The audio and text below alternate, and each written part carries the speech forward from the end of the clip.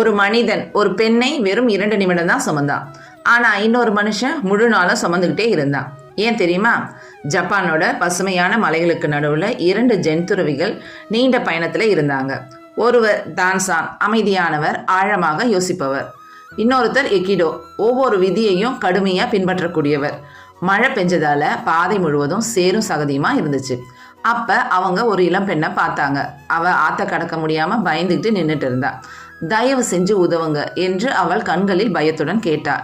எக்கிடோ உடனே முகத்தை திருப்பிக்கிட்டார். ஏன்னா துறவிங்க பெண்களை தொடக்கூடாதுன்றது விதி. ஆனா தான்சன் ஒரு வார்த்தையும் பேசல. அவர் மெதுவா சிரிச்சார். அந்த பெண்ணை தனது கைகளை தூக்கிக்கிட்டார். சேரும் நீரும் நிறைஞ்ச ஆத்த கடந்து மறுபுறத்துல இறக்கி விட்டார் அந்த பெண்ணை. அவள் நன்றி சொல்லும் முன்பே அவர் அமைதியா தனது பாதையில நடந்து போனார். ஆனா எக்கிடோவோட மனசு மட்டும் அமைதியா இல்லை. ஒரு துறவி இப்படி செய்வாரா? விதிகளை மீறிட்டாரே, அவருக்கு வெக்கமே இல்லையா? எக்கிடோவோட மனசுல கோபமும் கேள்வியும் அதிகமாயிட்டே வந்துச்சு. மாலையானது, இரவும் ஆனது. இறுதியாக அவர் வெடித்தார். நாம துறவிங்க பெண்களை தொடக்கூடாது, நீ எப்படி அந்த பெண்ணை தூக்குன அப்படின்னு கோபமா கேட்டார். தான்சன் அமைதியா அவரை பார்த்தார். பிறகு மெதுவா சொல்ல ஆரம்பிச்சார். நான் அந்த பெண்ணை ஆத்தங்கரையிலே இறக்கி விட்டுட்டேன், நீ இன்னும் அவளை சுமந்துக்கிட்டு இருக்க.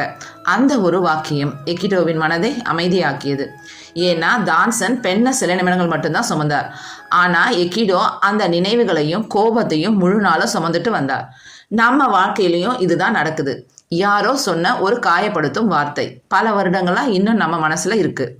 முடிந்து போன சண்டைகள், மறந்து போன மனிதர்கள், மாற்ற முடியாத பழைய தவறுகள், இதை எல்லாத்தையும் நாம மனசுல சுமந்துக்கிட்டே வாழறோம். சில பாரங்கள் நம்ம தோல்ல இல்லை, நம்மளுடைய மனசுல தான் இருக்கு. வாழ்க்கையில அமைதி வேண்டும் அப்படின்னா நடந்ததை மறக்கணும்னு அவசியம் கிடையாது.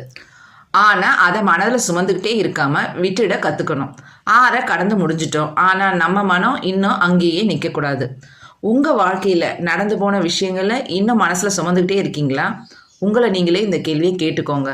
விட்டுட போறீங்களா இல்லை இன்னும் சுமந்துக்கிட்டே இருக்க போறீங்களா? கமெண்ட்ல சொல்லுங்க.